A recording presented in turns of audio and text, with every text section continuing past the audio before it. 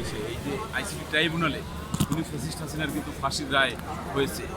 বাংলাদেশের মানুষ 18 কোটি মানুষ অধীর আগ্রহে বসে আছে কবে ফ্যাসিস্ট হাসিনাকে বাংলাদেশে ফিরিয়ে আনা হবে এবং তাকে অবিলম্বে ফাঁসির কাস্টে ঝুলানো হোক। আমরাও চাই ফ্যাসিস্ট হাসিনা দ্রুত বাংলাদেশে ফিরে আসুক, এটা আমাদেরও চাওয়া।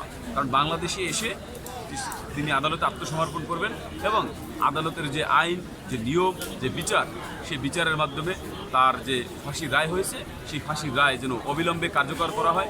তার ফাঁসির রায় কার্যকর করলে গত 17 বছরে যারা নিহত হয়েছে, গুম হয়েছে, জুলাই আগস্টের গণ অভ্যুত্থানে যারা শাহাদাত বরণ করেছে তাদের আত্মা শান্তি পাবে। সেজন্য আমরা চাই অবিলম্বে খুনি ফ্যাসিস্ট হাসিনাকে বাংলাদেশে ফেরত আনা হোক। কিন্তু ফ্যাসিস্ট হাসিনাকে বাংলাদেশের মানুষ একজন প্রতারক হিসেবে চিনে। আপনারা জানেন তার দলের যখন সংকট তখনও কিন্তু তিনি সেই সংকটের পাশে থাকেন না।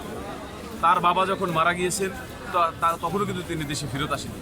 শহীদ রাষ্ট্রপতি জিয়াউর রহমান তাকে বাংলাদেশে আসার সুযোগ করে দিয়েছিল এবং এবারও আপনি দেখবেন ফ্যাসিস্ট হাসিনা যেদিন পালিয়ে গিয়েছে 5ই আগস্ট, তখন কিন্তু তার সাধারণ নেতাকর্মীদেরকে তিনি বলেননি যে তিনি পালিয়ে যাবেন, কিন্তু তার পরিবারের নেতাকর্মীদের, পরিবারের যারা সদস্য তাদেরকে, শেখ পরিবারের সদস্যদেরকে 1 সপ্তাহ আগেই তিনি নিরাপদে বাংলাদেশ থেকে বিভিন্ন দেশে পাঠিয়েছেন। তা দ্বারা প্রমাণিত হয় শেখ হাসিনা একজন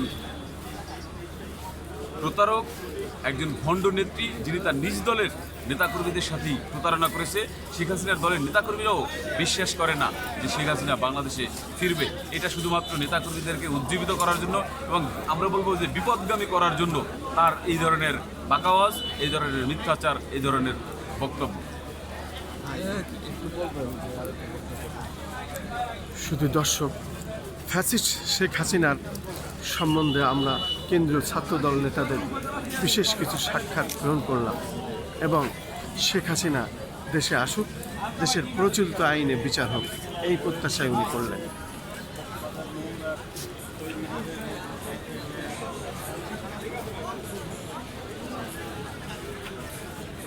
জানেন যে যার শক্তি থাকে